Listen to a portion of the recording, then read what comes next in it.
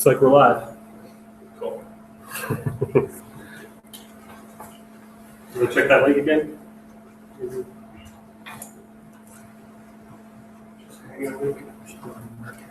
event is not you're only being correct. You haven't made this one either.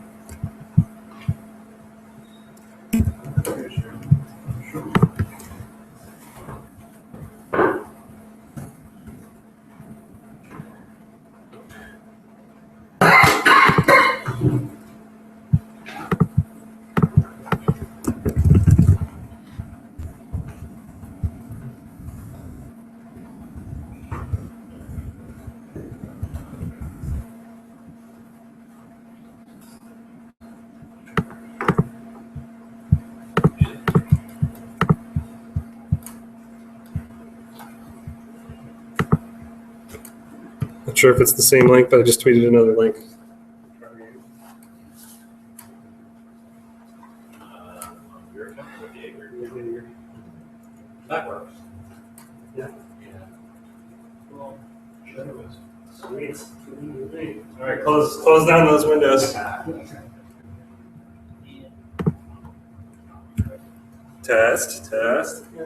Speak loudly. I'm sure we'll be good at that. Christopher, I think you should be a little closer considering you're the lead maintainer. Come over here. Just over here. No, sit. Or no, let's give him this.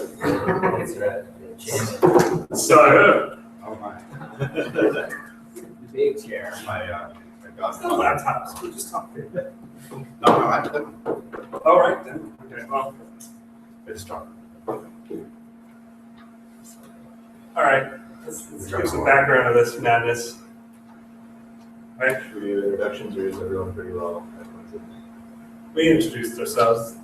Cameron here wasn't here when. I came in late. I'm Cameron Egan's, CWEgans.people.org. I've made a co-maintainer. I'm not sure if it was by choice or by force, but it happened in Portland, so I'm from there. Portland, Austin. It's Austin. Yeah. And I just asked myself. Yeah. But yeah, that's kind of how I ended up. And I didn't really ask to be a maintainer, but I made dev shop, and they were like, Christopher was like, we need more people helping out. This just kind of goes through a rotation of people. So. And I hereby dub the all maintainers. Now we're okay. Everyone's got to commit. Start pushing. Okay, so this really all got started probably years ago in many people's minds, but we had a really good BOF in Los Angeles where a lot of people showed up, probably more people than we expected. All of them wanted to help in some way, and we didn't really know how. So we really identified, problems with the code itself and with kind of our community and our organization and things like that. It's not the most organized project in the world. There is no leadership really. Not even that like bad way. It's a community project. There's no company behind it at all. Like one company pushing it hard. There's a lot of little companies pushing it hard, and we already talked about how it's a very old project. It does a lot and has a lot of assumptions about Drupal, using Drupal, and there's so much stuff now that does similar things out there. Chef and Puppet and Ansible and yada yada yada. That we really thought we should just rethink how this whole thing is built, but we didn't want to do it alone, so we decided to have this panel with people able to show up and give feedback. I think it's important to point out that we're releasing Aegir 3. That's the thing everybody should be using for the time being. Whatever it is that comes as a result of the discussions today, it's going to be a while. Some of us really adventurous ones will start using it earlier. But we're going to be running Aegir 3 in production ourselves, at least at Poetic, for the foreseeable future. Right? So just bear in mind that we're kind of spitballing ideas around about what we want to try to accomplish and how to help accelerate the pace of the project somewhat and make it so that we can really move forward a little bit easier and shed some of the 30,000 lines of PHP code that we're currently maintaining.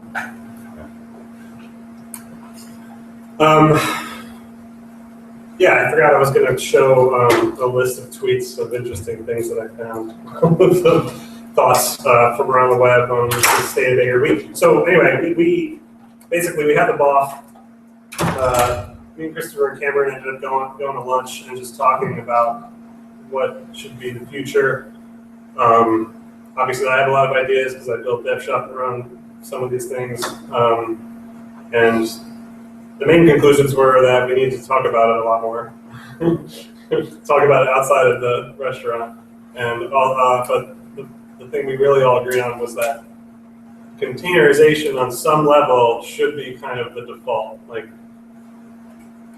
the conclusions I've come to after hearing more feedback from people, like more people that have been using Aegir for a long time and like ACC, that I've come to is that whatever it is should be modular enough to support the old models of dealing with config, but the default out of the box needs to be able to scale, needs to be able to easily be tested, and like all these things. You know, so using containers really gets us along a lot farther down the road.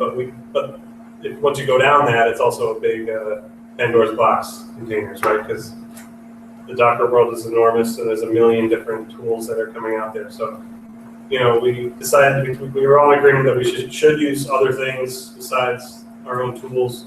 The extent of that was kind of up for debate, but we all agreed that we were probably not going to agree.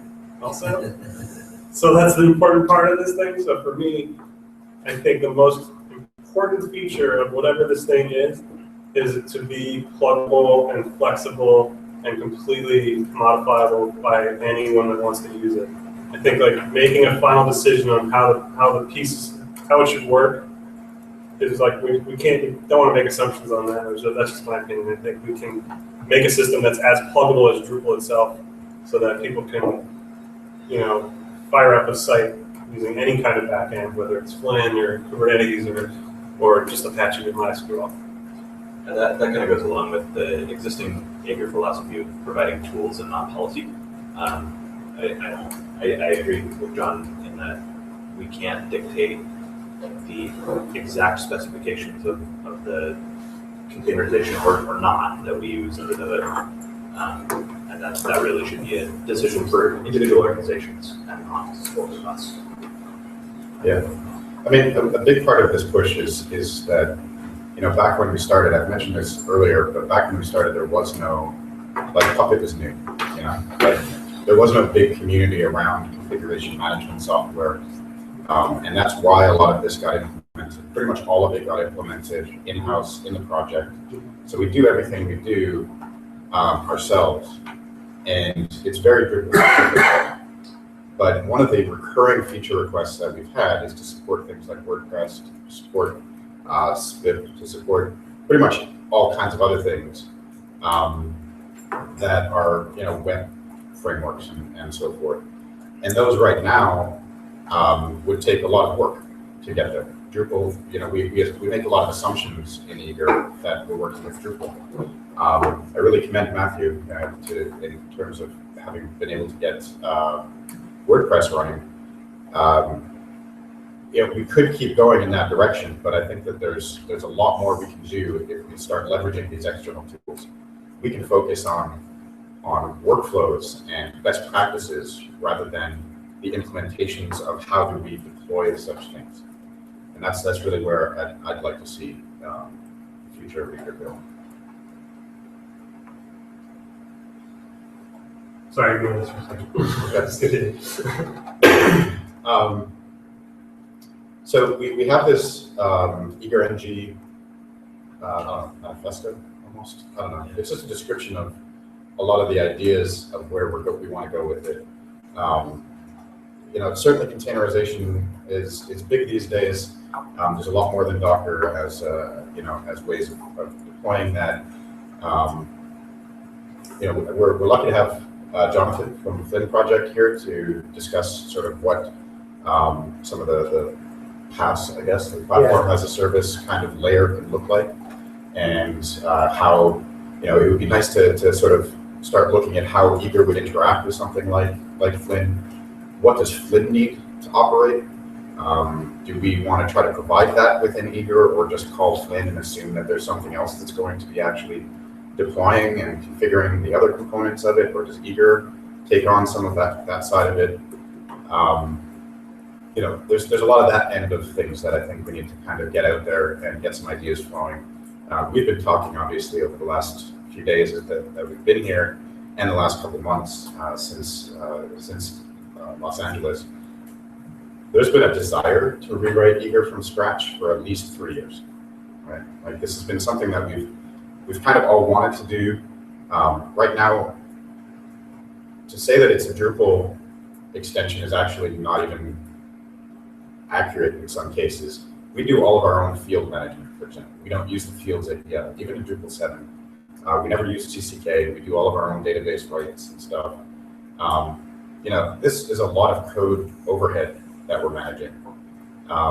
So, you know, we could take what we have now and try to shoehorn it into Drupal 8 or something like that, or rewrite a lot of the field handling to use the field API, but we kind of don't feel that that's going to help a lot. It might help with being able to redesign the UI a little bit easier, but it's not going to help alleviate the technical debt that we have with a lot of the code that's deep down in Aegir that almost nobody ever interacts with. So, you know, that's kind of where we're coming from. So it's hit me really only in the last week or so, I don't know why it took this long, that like Aegir itself is kind of a very defined use case, and has been for a while, and we've actually been trying to do all these extra stuff, like DevShop and Valkyrie, like forcing Aegir to do all these other things that really wasn't designed to do, right? So I think that's where that's kind of a lot of that pain points comes from, and a lot of the arguments are very valid in that Aegir is just fine the way it is, and it works great for certain use cases like mass hosting and site factories. So I think that's kind of where I'm trying to focus, is like, I think if we can decouple some of these parts that can support the use cases of like an Aegir site factory and a DevShop continuous integration system and these other tools that people have built inspired by Aegir, then we can kind of really start to get somewhere and allow each of these communities to focus in on their use case. You know, and so one of the most controversial things we mentioned at our Mexican lunch was maybe we should have a new name. We were all like, yeah, kind of. But then again, we were all like, oh, great, we have a summit planned, and now we're building the community up, and we're just going to say, oh, we're going to change the name. And so maybe one of my thoughts is, like, a solution would be, is to let Aegir be Aegir from the user's perspective, like the front end, LDIR, the list of sites, the tasks, like that UI, that's Aegir. You know, and that's the mass hosting use case of this system. You know, if that had a backend that we could build on other things next to it, as opposed to DevShop cramming Aegir into, you know, a different use case, then we can kind of open it up a bit, probably. So I mean, yeah, let's look at this. I put together this Storyfy, which is just a way to quickly embed a lot of tweets and stuff. If you don't mind scrolling down a little bit, if you want to pass it over to it. So the top link was the Aegir NG hackpad. If you just Google Aegir NG, it's one of the first things that comes up.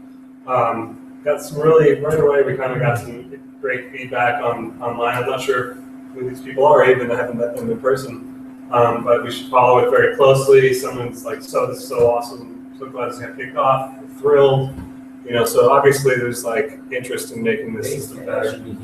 Huh? Peter Fett registered. I don't know if he's here. Oh yeah. Peter Fett? Yeah. Oh, that's you. How you doing? I never met you. You know how these little tiny thumbnail screenshots are. Nice to meet you. So anyway, yeah, like okay, so Dave Paul, for example, super bright guy.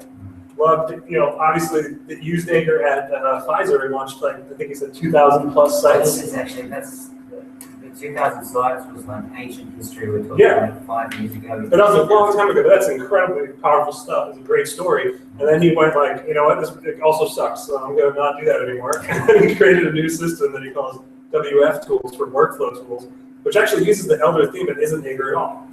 Like, he just recreated it with a front end in Drupal and using Jenkins as the back end and made his own kind of content workflow management tools, which is great, you know, but it's still his own thing, right? So then I just embedded myself here and I started tweeting these rants. So that's the biggest problem is that Aegir was designed for a single persona, yet we all are trying to use it for different use cases, and that ends up with a lot of debate and argument over how it should work and how the architecture should be.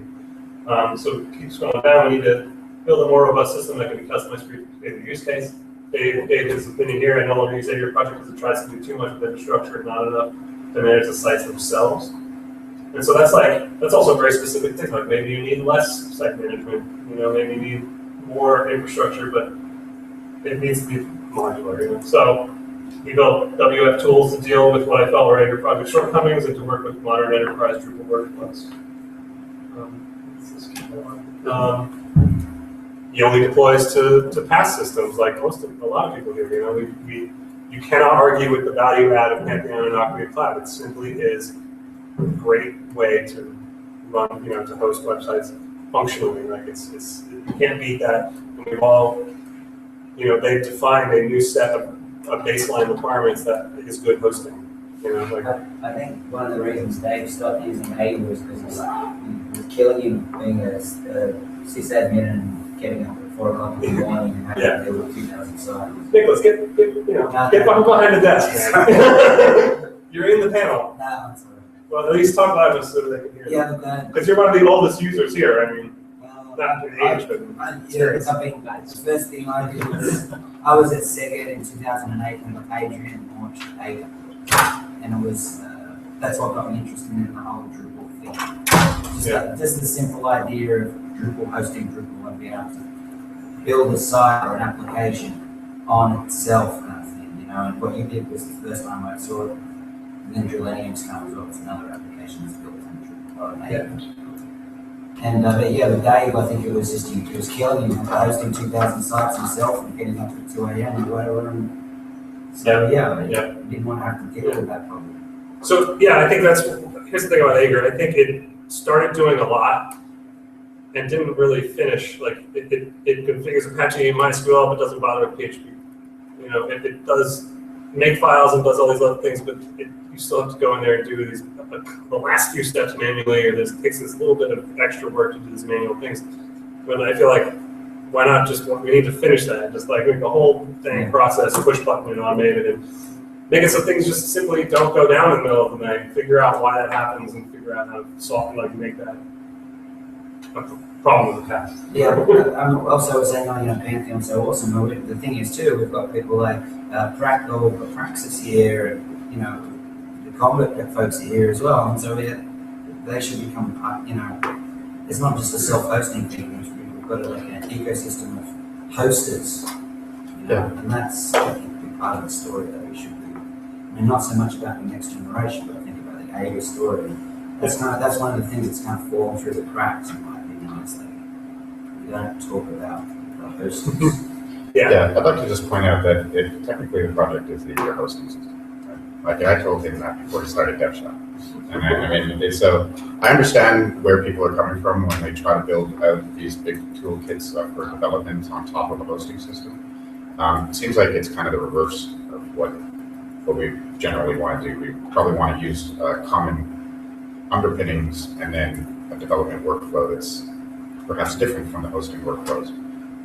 Aegir's underpinnings didn't really allow for that largely, right? So, it was architected to be the way it is now.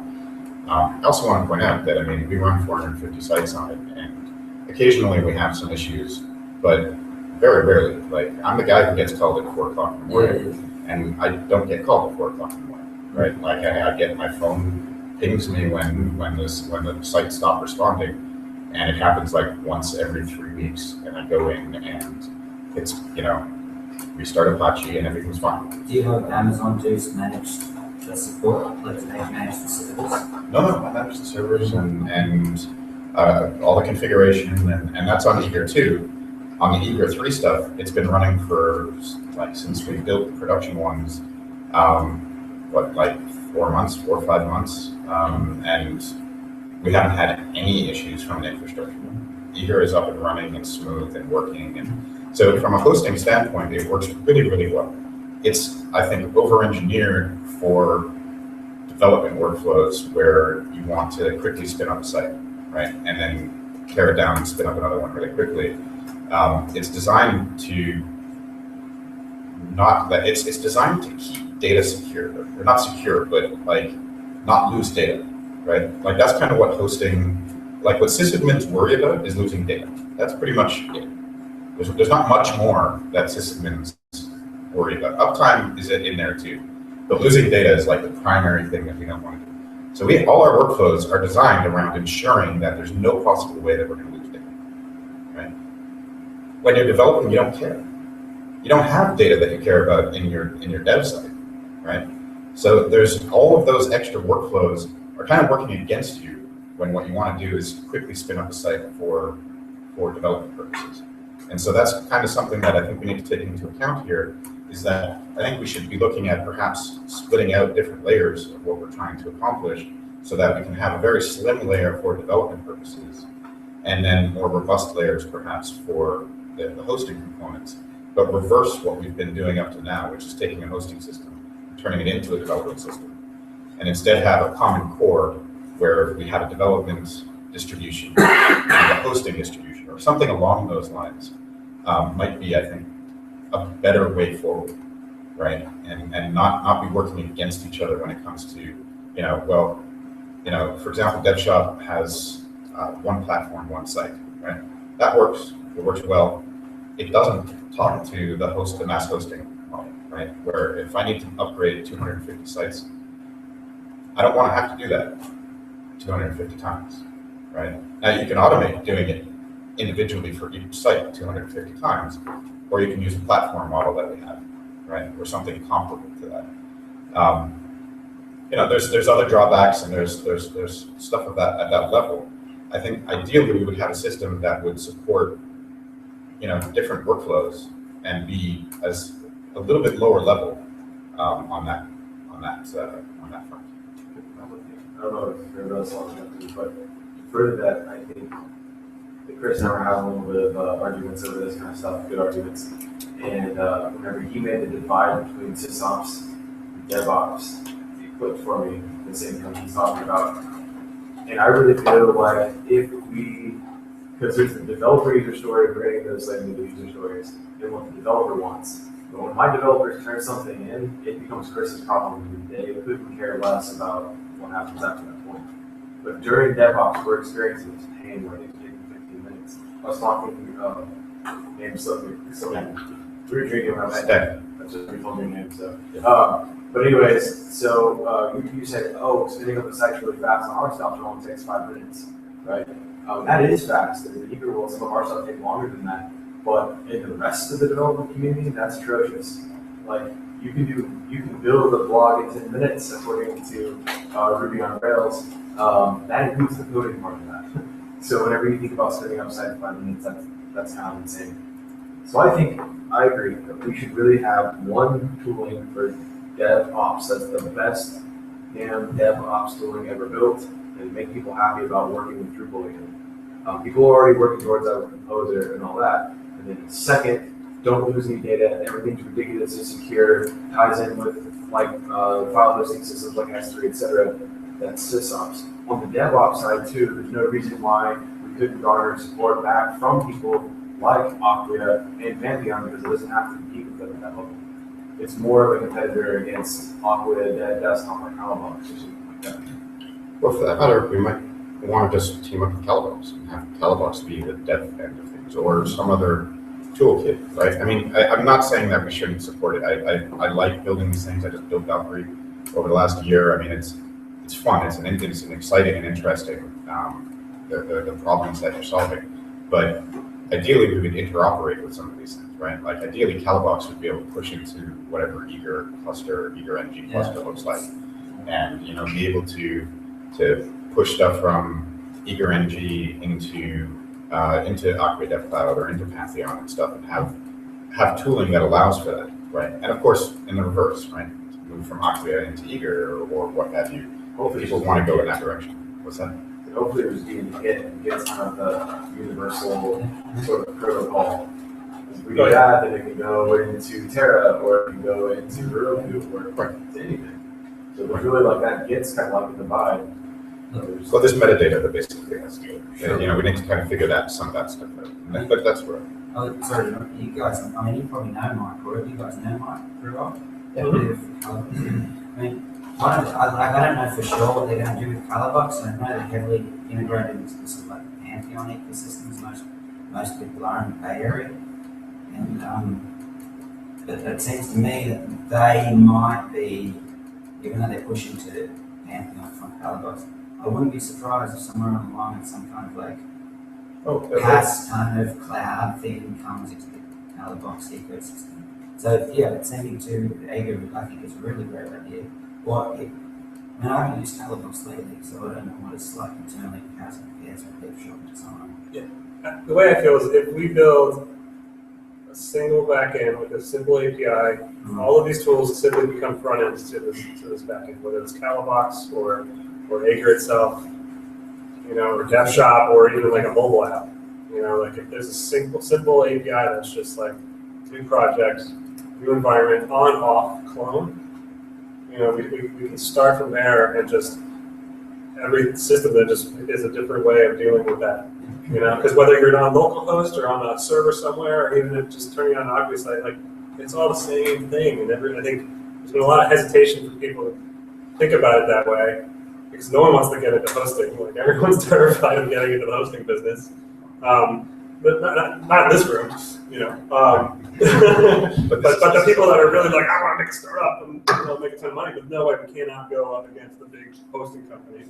But really, it's like you're limiting your scope if you're just building something for local development. You're limiting your scope if you're just building a QA tool or an automated testing tool. Like you're standing up a website.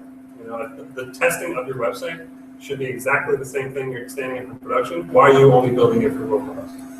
You know, I do want to just, it's the same process. Before we go too far off, I have spoken with the guys from Colorbox, right? So is John, Mike Pirog and Andrew Malice. We every time we get together at NYCcamp or they always want to collaborate with us. We always have ideas about how we can try to do that. I mean, maybe this has changed, right? I'm just expressing what last time I've spoken to these guys, where they stood was, we would love to have Aegir as something that we can push sites to, right? And they were working on something, I think it's called Switchboard or something like that, that would basically allow that kind of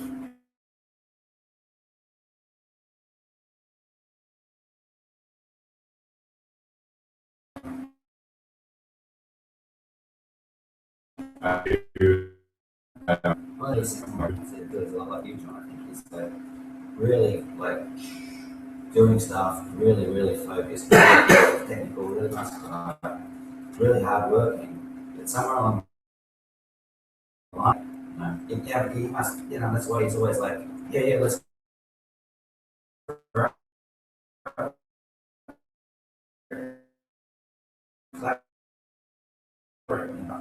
In the Bay Area, there's not this conversation wouldn't happen in the Bay Area. Well, this all comes to the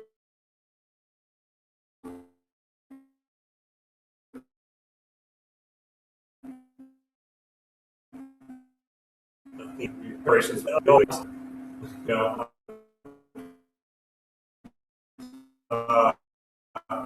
it really has to like.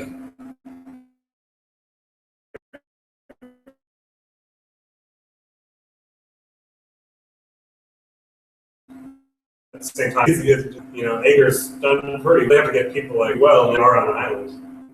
I mean, it's a contentious topic, because it is frustrating. And all of us that have done serious things with Aegir, how many times have you had a stressful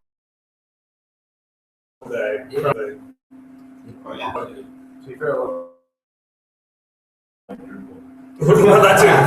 the same thing, right? The same thing. Like it's never going to be perfect. There is history there too, right? Part of the problem. In 2008, when I was years into the project, when I started, Amazing. entered at 0.1 HPL. go. This is your first question. I had never run here properly. I got running.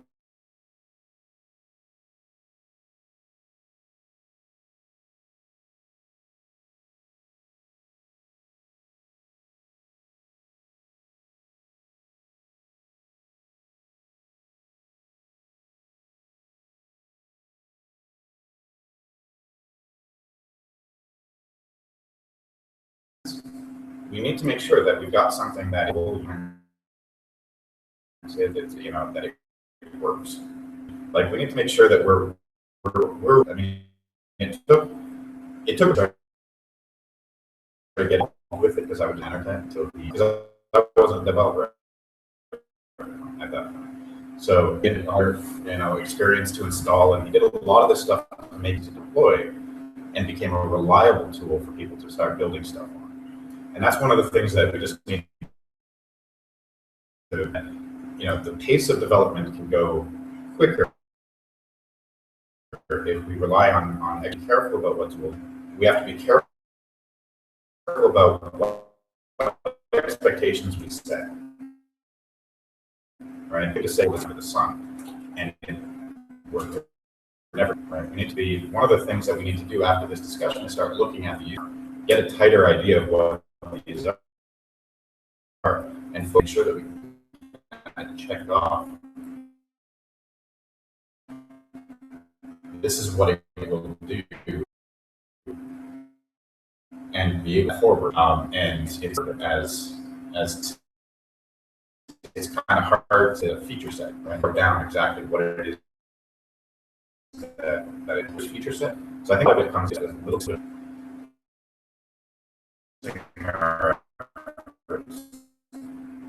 to pull together and initial deployment, and then look then at as choosing as much as possible default the art looking at components.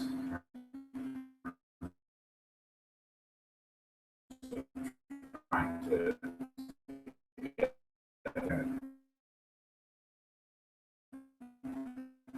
either swap out those components. There's no MySQL support. There's no shared file system.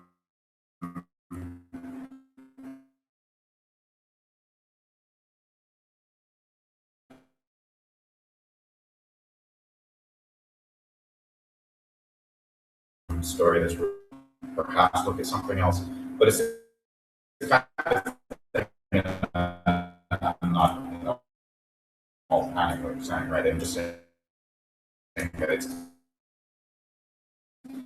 it might not be as good a fit. We need to value the things that we're doing, and people are already this kind of deployment. There's we've had hundreds of sites, I guess.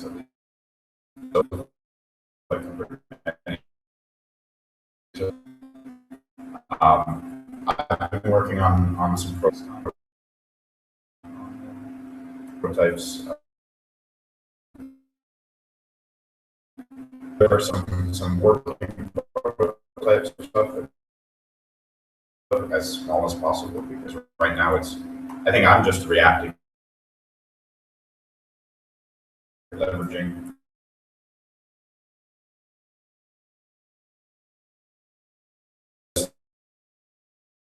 things like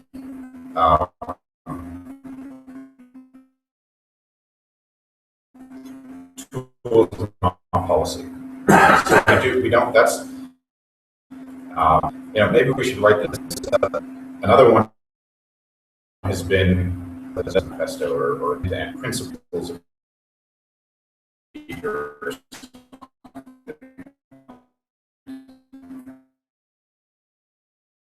Right, we don't want to do that, right? Tools not to first like to be able to run the little installs on Aegir and then these things or something like that.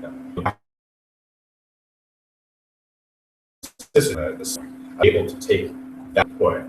A lot of the sort of the philosophy has been there were a bunch of sysadmins tasked with doing Drupal, right? I've mentioned this before in a previous conversation, so I apologize. People who were tasked with keeping Drupal sites up and running, right? And so what Aegir was trying to do was encode back,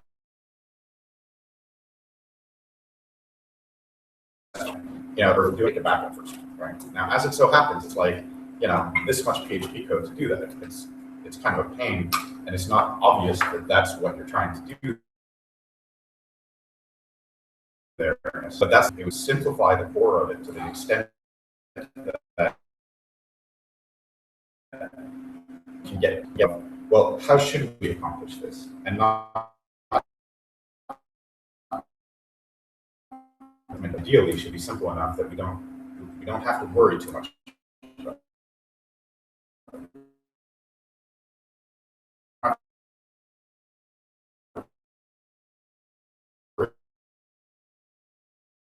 It should be like implementation in place as best practice, according to the consensus of the Aegir maintainer, right? And then make it so that it can be extended in whatever direction you want to place. And so that's my vision for it. Right.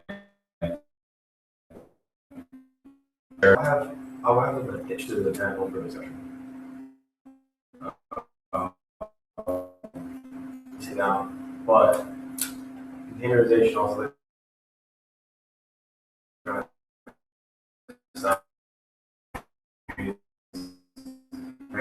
the flame guy shaking his head over here because he knows that if you have it that way, and others and Heroku all become targets that you can exploit. Is using 12-factor after doing a lot of research into this. The finally happens like composer and goes to the drop or composer.json available to us so that the consuming assets and the libraries that it needs. But essentially, I think that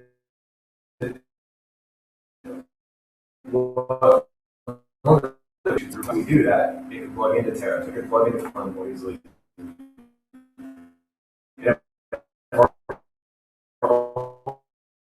Postgres because the times that he is getting called are we don't have confidant history. Number two, because MySQL shifts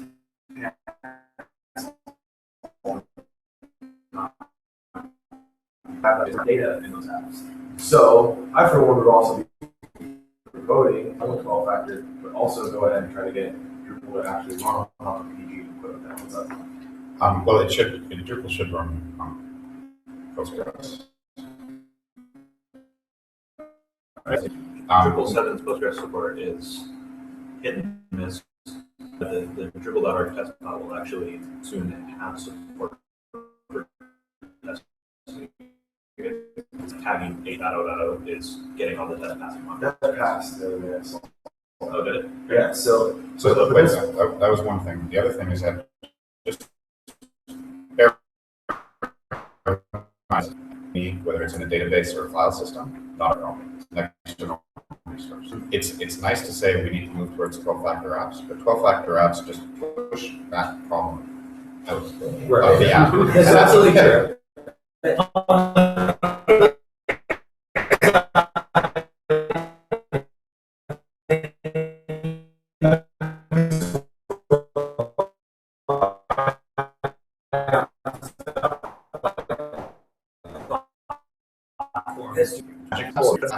That's an initiative, but I think that's just slightly out of the scope of Aegir right now. But I think that there's a lot of overlap with what you're talking about and the local development use case and just a better way of dealing with Drupal itself. And I think maybe we should just talk about this. We'll do the pitch. Here's the proper pitch so that you guys can discuss this because I think we all agree on Git is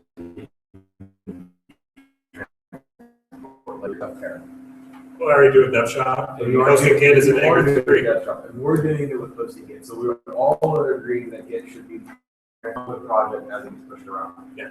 So really, I think that that's like the first thing. And I almost view it as the dividing line between whenever I'm doing development here and whenever it gets pushed here, it gets pushed to me again. So then you get down to what goes in the Git. People believe it's a multi-site, and it's got all that stuff. And some people check a whole platform, and some people just check in just the site. So there's that whole thing. But as like, I think we discussed in like the protocol for what is going to be Zoom should be one of the initial things that gets solved to go into Aegir NG, because we don't all agree on that. It's going to be very hard to agree on what the hosting stack looks like. It's actually like that seems like a really detail. And like later, if we decide that the default is going to be we're going to check the platform into Git and just do that like out of the box with regular Aegir, that'll work. And then later, if somebody wants to check in just the site, It has to support all those models. But I don't butt in real quick. I saw it at Bandcamp last year. I saw it which was organized by Mark. And there was a spot. And now what Stanford is working on an internal AWS Heroku style, and they provision Puppet within Docker files, but they have 12-factor because Drupal has ES and it does RDS just fine, so it is 12-factor now. But we're not injecting With that, settings a way of doing things. It is. Right.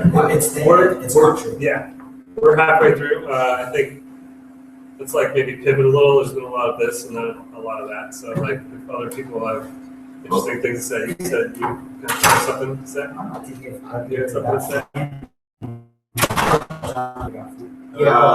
It sounds like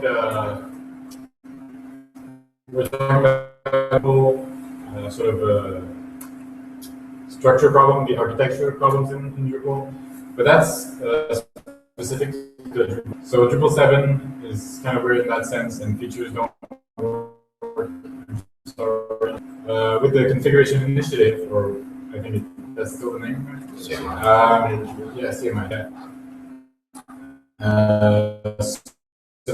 Features and all that. So that means, in terms of effort that we're going to have to put in, it could be a good idea. Maybe we just don't want to support Drupal 7. You know, maybe Year 4, maybe that's just for Drupal 8, because maybe Year 3 is going to put easier if Year 4 only supports.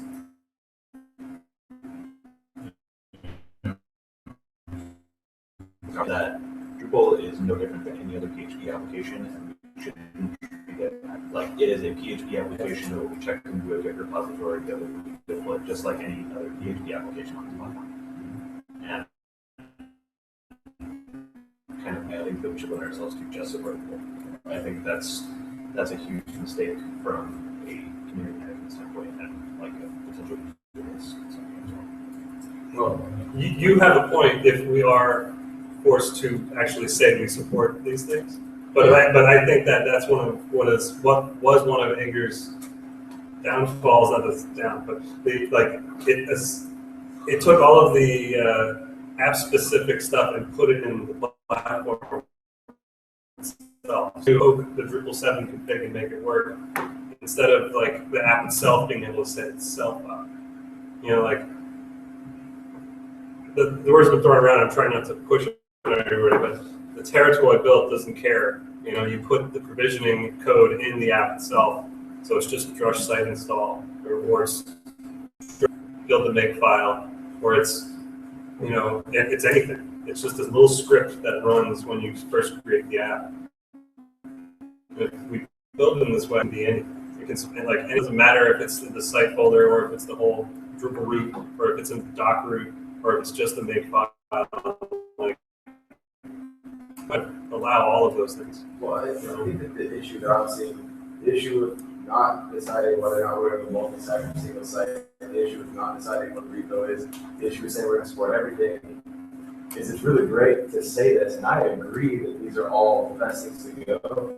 But one of the main problems I have is nobody saying, or figuring out for most people, even Pantheon and Aqua, who have got massive, have both decided either, okay, for now, as we go to the first tool, so they can bite off this much with their $12 million budget. But we should architect this where it supports anything. We should architect it, yeah, for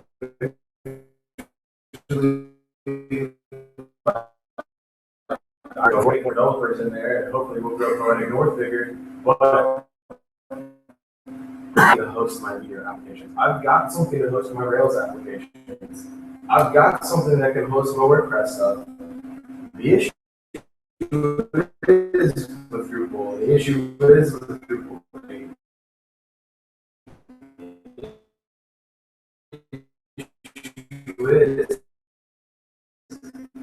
We need something to distill down in one direction and community that this is the right way. Better for anything. These reasons, these feelings, where it is reasons is the way to go for it to get hurt. If you can run these commands that do, and it can be opinionated, and there's nothing wrong with that. There are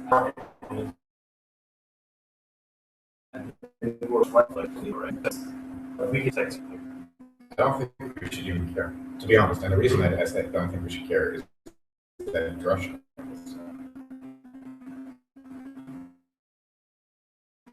I'd say be eager, right? I mean, I'm also something into a container in a multi-site. I think we should be okay with that. At this point, Drush site install does, and I don't know that we need to know a lot more about what's going on. So, you know, if we're going on in there, then installing something.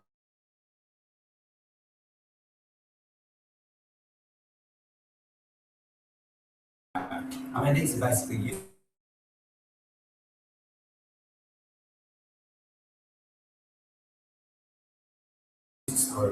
Yeah.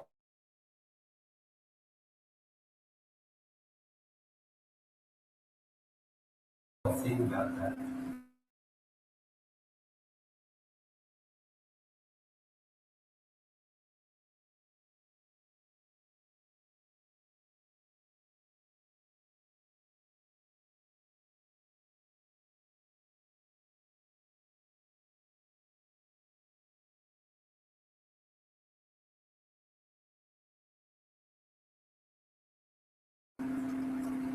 So one of the things that we were talking about over lunch as well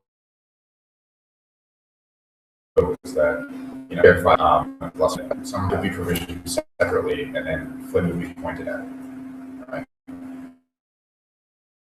So that level of like, if we want to use Flynn, then we need to either have detailed instructions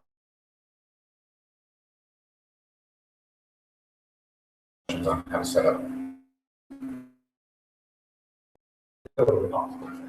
So we can do something along those lines. Cluster, or we need to. There's a lot that needs to be looked